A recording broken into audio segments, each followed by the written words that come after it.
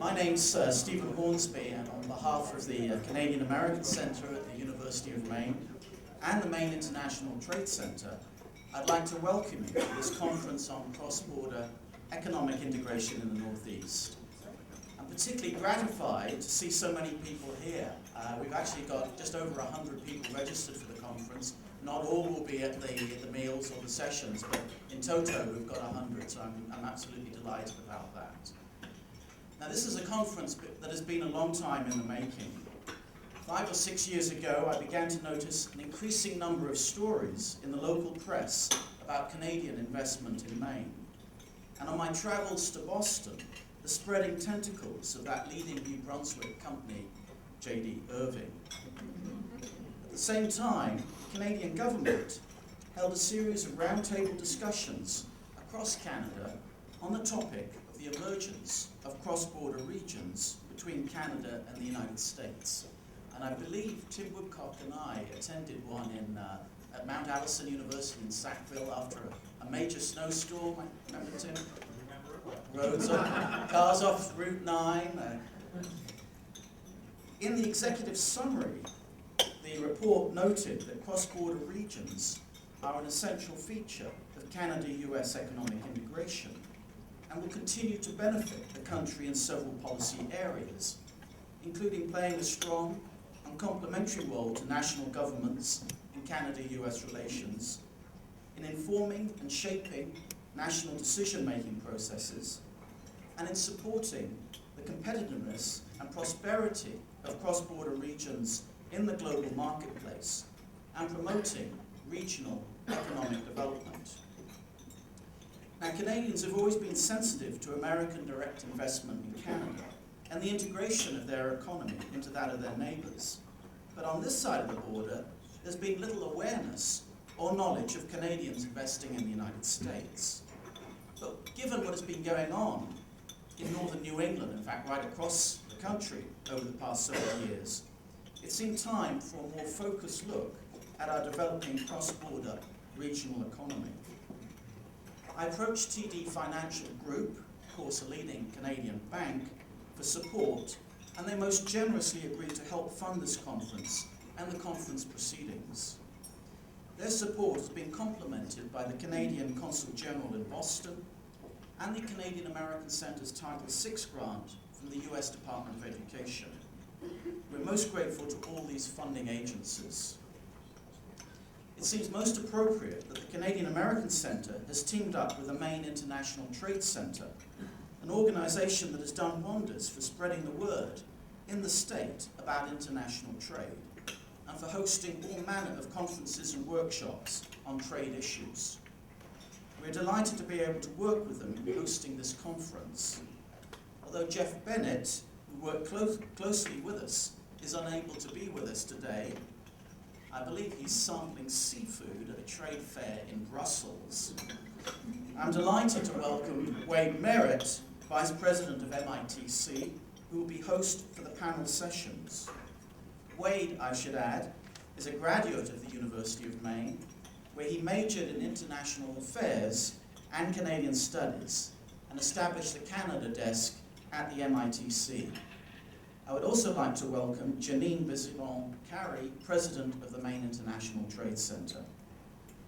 Just a few words about logistics. All meals will be held here in room 2. The panel sessions are in room 3, which is just around the corner and straight ahead of you. And the refreshment breaks are in the atrium, which is behind you there. And you can access the atrium through room 1, which is next door, the large room, which will be available for you to set up your laptops. We've got Wi-Fi here, use your phones, and generally relax in. Well, it is at the recent inauguration of the 19th President of the University of Maine, President Ferguson reiterated the importance of a land-grant university in fostering economic development and community outreach in the state. We'd like to think that this conference is helping to fulfill that land-grant mission. A native of Southern California, President Ferguson has made his way diagonally across the country to eastern Maine, via positions at the University of Louisiana Monroe, the University of Nevada in Las Vegas, and Southern Illinois University at Edwardsville. During that peregrination across the continent, he has achieved much, both as a scholar and professor of toxicology and pharmacology, and as a senior university administrator.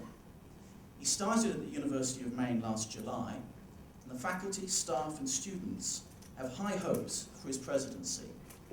Welcome, President Ferguson.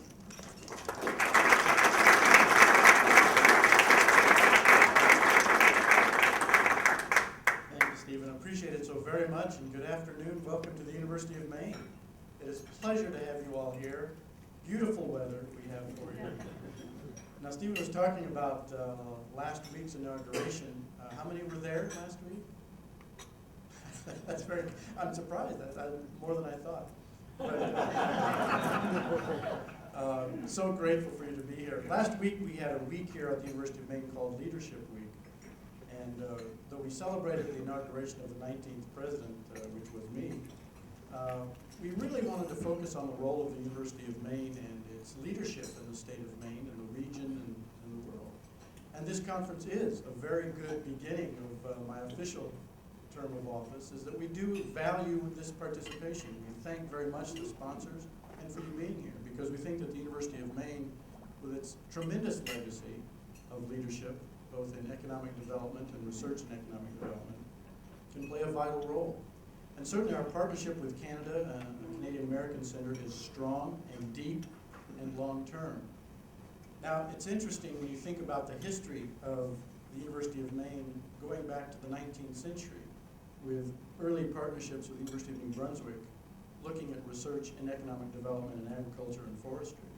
And the Canadian American Centre itself has been a long-time partner, beginning in the 60s, with understanding Canada through studies in history and politics, languages, but really being, as Stephen was saying, the Title VI Center for the Department of Education since 1979, and the only public institution, state institution in New England, other than Yale, Harvard, and Boston.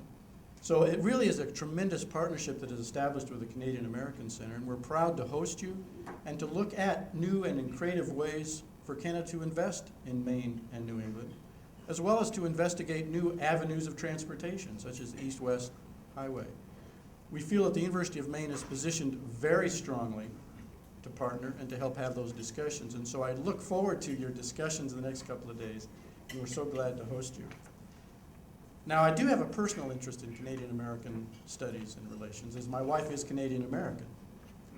Grace is from Windsor, Ontario. That's my favorite province. You asked me what my favorite province was, and Ontario is certainly it. But we are so pleased to have you here. We look forward to your discussions, and what emerged last week as our self-reflection as a university is that we definitely want to partner, not only with the state of Maine, but our national and international partners, to seek creative and innovative ways to move the economy forward. John, I look forward to your comments today, how we can continue to partner with the state of Maine. Because one of the other aspects here at the University of Maine of being a new president, and by the way, I was inaugurated 10 months after my start date, and many people have asked me, well, what have you been doing for 10 months?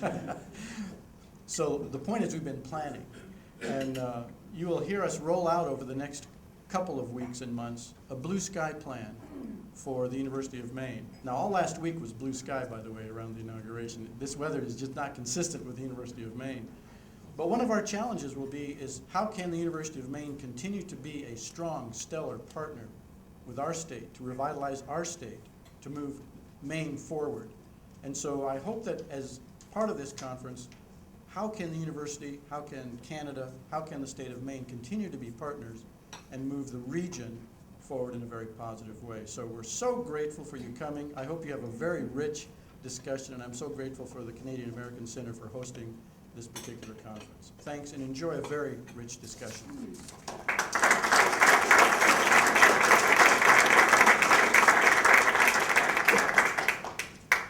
Thank you, President Ferguson. I'd now like to introduce and welcome John Butera to be our keynote speaker at this luncheon. As a senior economic advisor for Governor LePage's administration, he is the governor's right-hand man on matters of economic development in the state and probably knows more than anyone the condition of the Maine economy. He has immense experience in economic development and job creation. He has served as the Executive Director of the Central Maine Growth Council and held positions in the Maine Department of Economic and Community Development and public-private economic development organizations. He is currently President of the Northeast Economic Developers Association. Please welcome John Butera.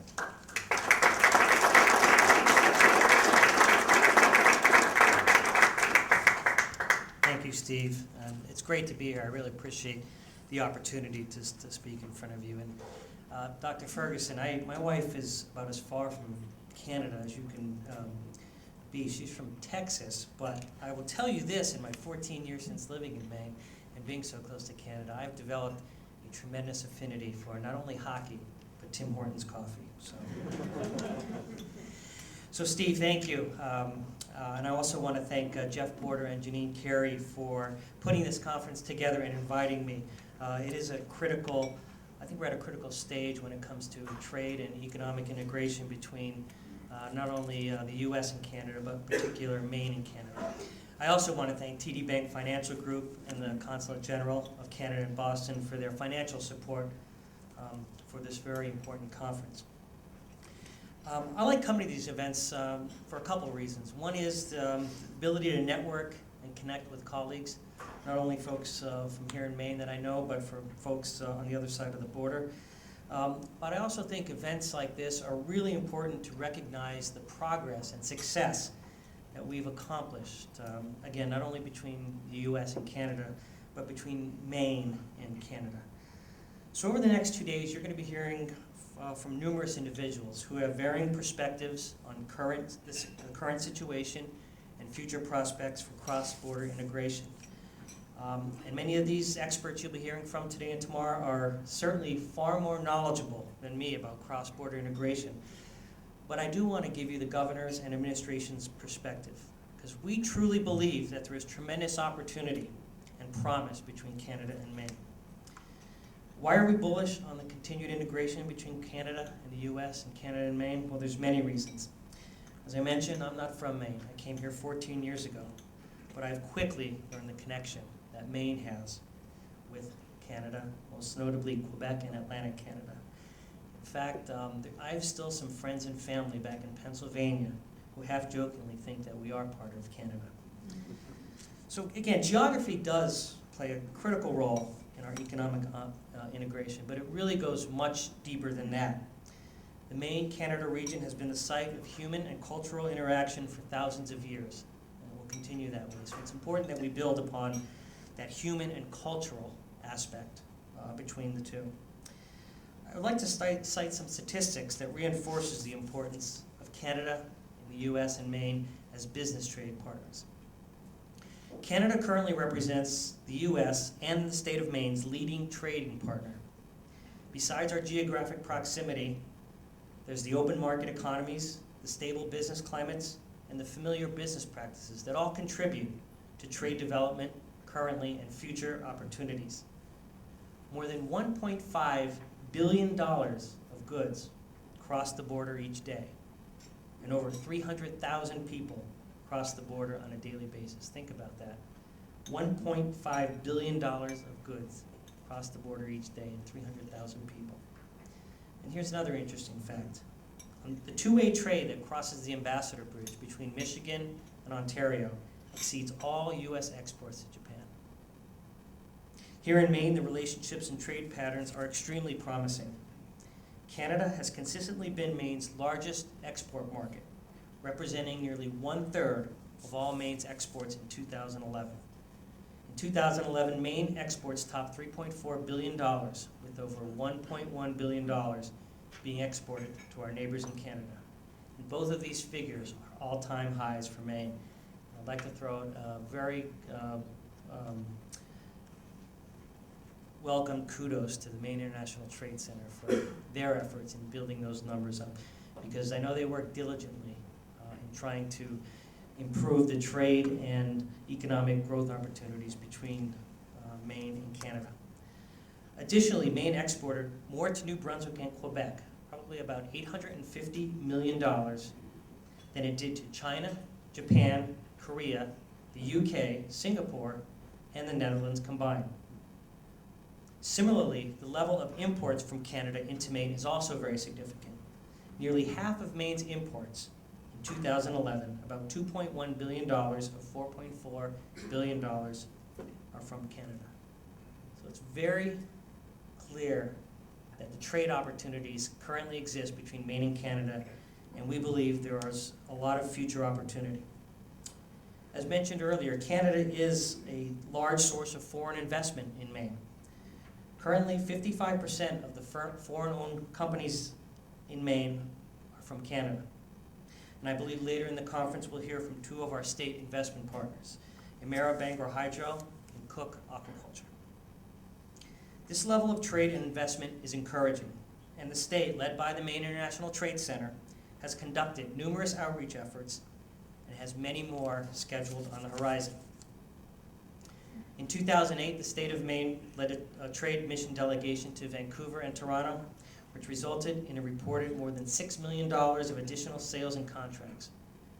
Work this summer will continue on that successful mission with a return to Toronto in August. The Maine International Trade Center has also launched a new Invest in Maine initiative. And they've gotten a directive from the governor that Canada will be a primary focus. And I know Janine and Annette Bosler, who many of you know, are working very hard in trying to forge those relationships between Maine and Canada, not only for trade opportunities, but for foreign direct investment opportunities. And in fact, in 2 months, a delegation is heading to Quebec for a composite focus mission. And I also want to thank Jean-Stéphane Bernard here, who is from the Boston office for the province of Quebec, who's been very instrumental in helping us forge those relationships. The bottom line is we see the promise that exists, and proactive efforts are underway to build the relationships and advance economic integration. Recognizing the opportunities that exist between Maine and Canada, the governor has personally reached out to the premiers of both New Brunswick and Quebec. We hosted Premier Alward and some of his senior staff late last year, and in October of 2001, Governor LePage visited Quebec and Premier Charest. The discussions between the governor and the premier centered on moving forward on 3 initiatives: transportation, energy, and economic development. We continue to work with both provinces relative to those areas of focus. In fact, I just, before the event started, had a conversation with Jean-Stéphane, and we are in the process of developing an MOU between the state and the province with specific regards to these initiatives on how we move forward. As mentioned earlier was an east-west highway. Well, the governor is very supportive of the concept of an east-west highway. In fact, tomorrow morning, I believe Pete Vigu from the Chimbro companies is going to be on the agenda, and he'll get into more of the weeds and the nuts and bolts of that.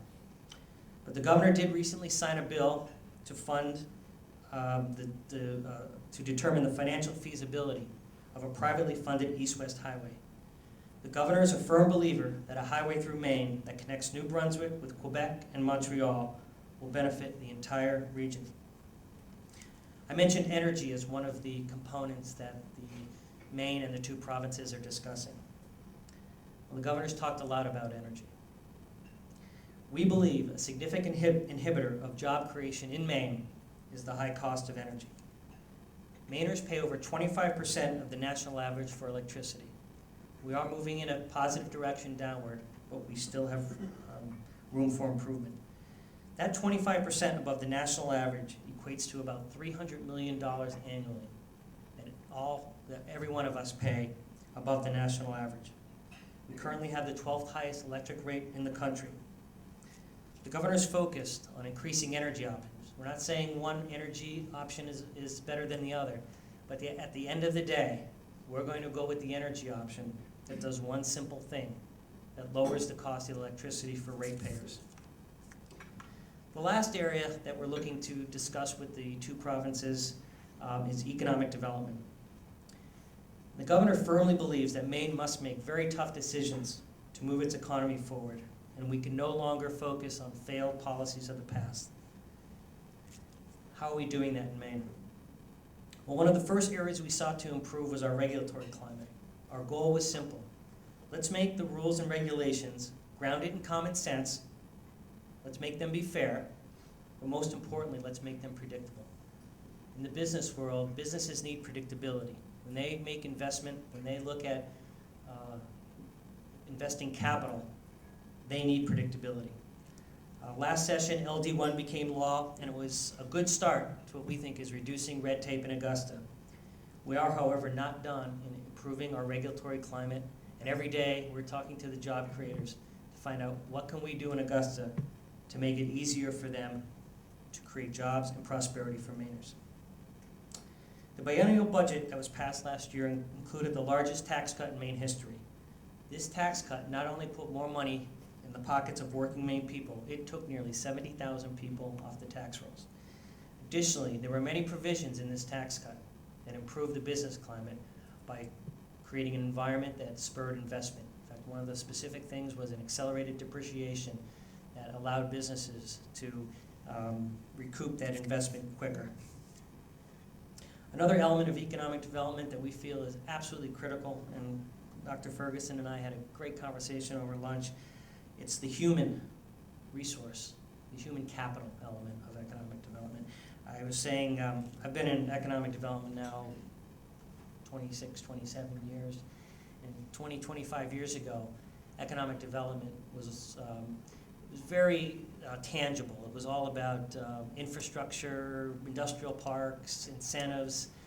In the past 5 to 10 years, the human element has become the critical factor in determining business prosperity and economic development growth.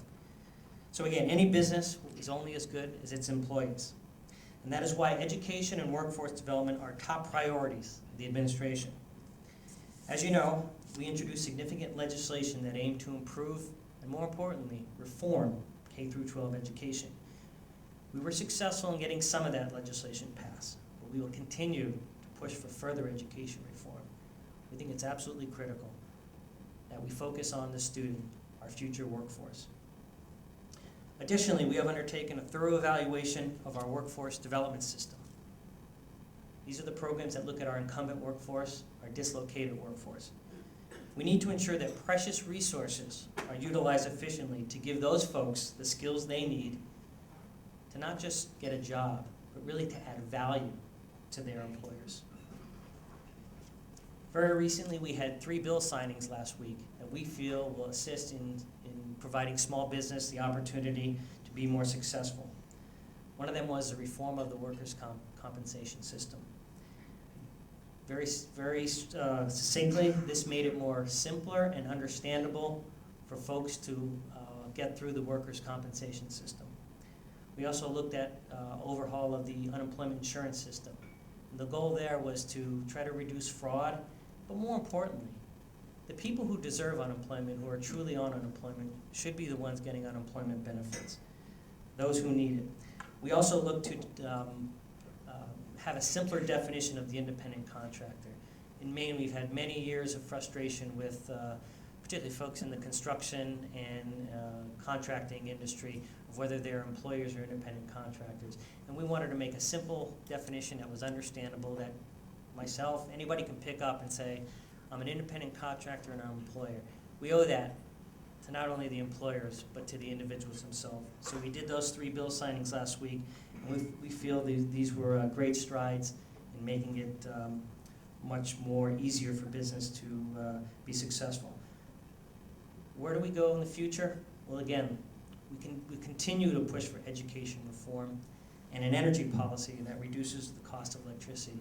We feel these are the cornerstones of creating a vibrant economy here in Maine. And while a foundation of sound policy is critical for our economic prosperity, we feel there's intangible elements of state government that must be in line with those who create jobs and those who create wealth. The governor has been steadfast on instilling a can-do attitude culture across state government. We are doing all we can to make sure departments, agencies, bureaus are all working with businesses, not against them. That is our promise and our commitment to all of you who are in business. So again, I want to thank Steve Hornsby and Jeff Porter for not only inviting me, but for recognizing the importance of strengthening the relationship between Maine and Canada. So I want to thank you, and I want to wish you the best of the rest of the conference. And I kept this short for a reason, because I wanted to answer as many questions as possible. So with that, I'll open it up. And again, I wish you all a wonderful day and a half here at the University of Maine. I want to thank Dr. Ferguson for hosting us, and he and I have had a great conversation, and I look forward to more of those, Doctor. So with that, I'll open up.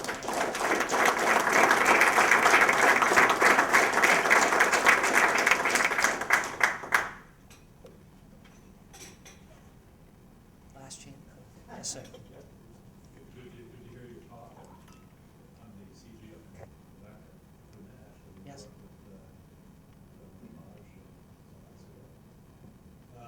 I'd just like to hear a little more about some of the programs you just mentioned, about the progress you expect to have with the province of Quebec on the energy and transportation project fronts. Sure. Do you have a sense of what kind of timeline you expecting? Well, on the energy front, Ken Fletcher, who's our Director of Office of Energy and Independence, has been having discussions with Hydro-Quebec and the folks within the province. I don't have all the details in the weeds, but as you know, Hydro-Quebec is looking at various routes to come down from Quebec into the southern part of New England.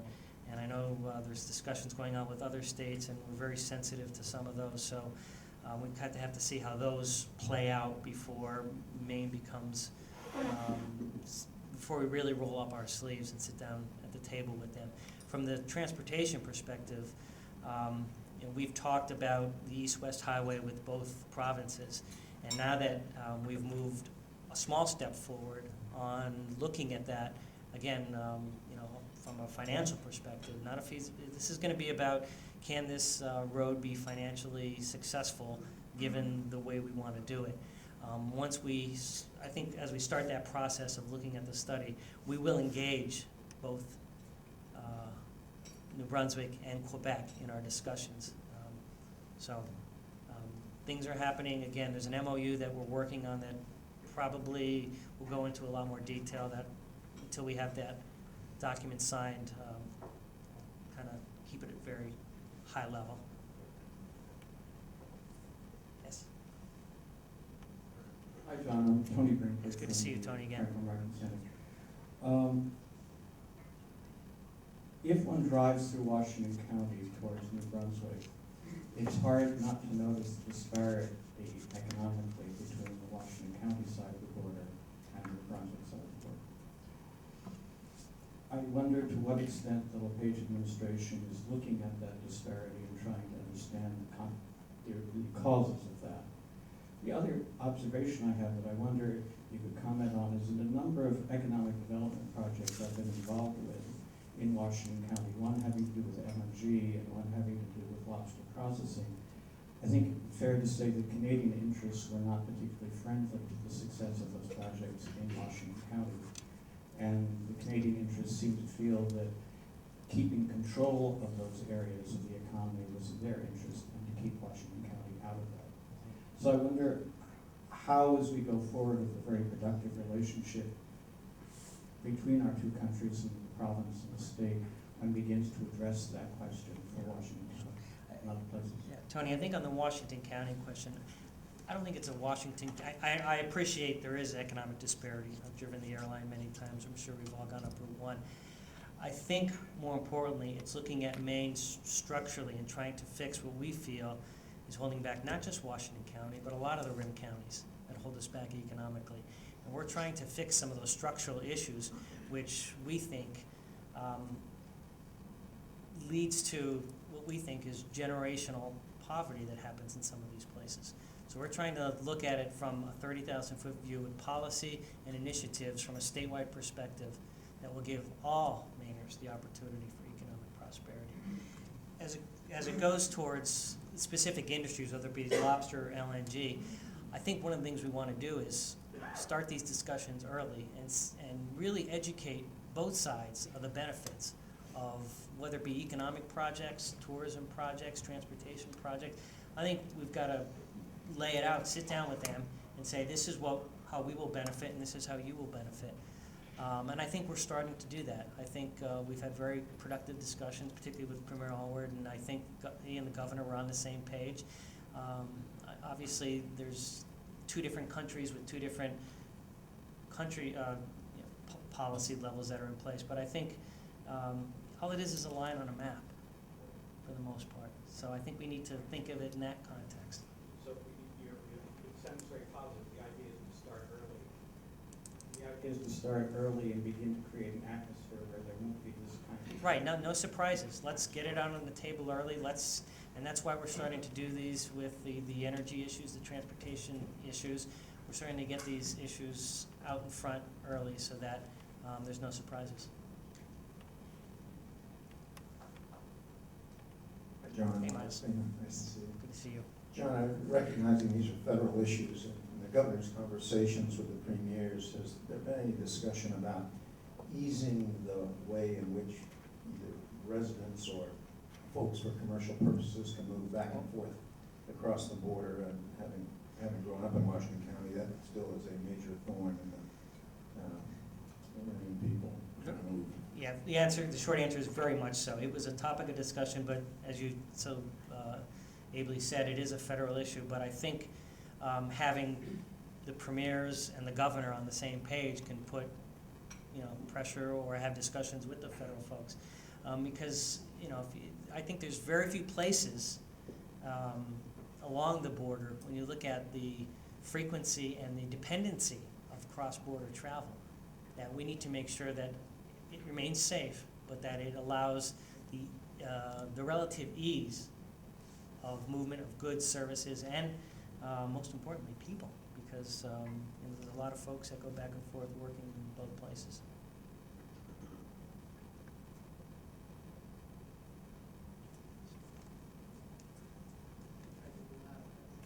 That's okay.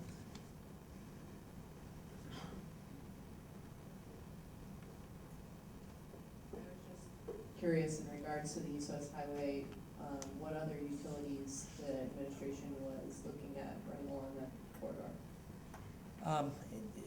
Don't know at this time. Again, part of it is determining what the right-of-way is. And again, I know Pete Vigil will be here tomorrow, and he can probably get into some of the more details. But there are several right-of-ways that exist in Maine, both east, west, north, south. There's the old Loring pipeline that runs from Loring down to Searsport. There are numerous right-of-ways that we can avail ourselves to for the transportation of energy sources, transportation sources. So we need to look at them, because those are the easiest ways to go, because these days, if trying to parcel together rights-of-ways can be very challenging and time-consuming, and I think we need to move on these initiatives sooner rather than later. Well, again, thank you very much. Enjoy the rest of the conference and have a great rest of the week. Thank you.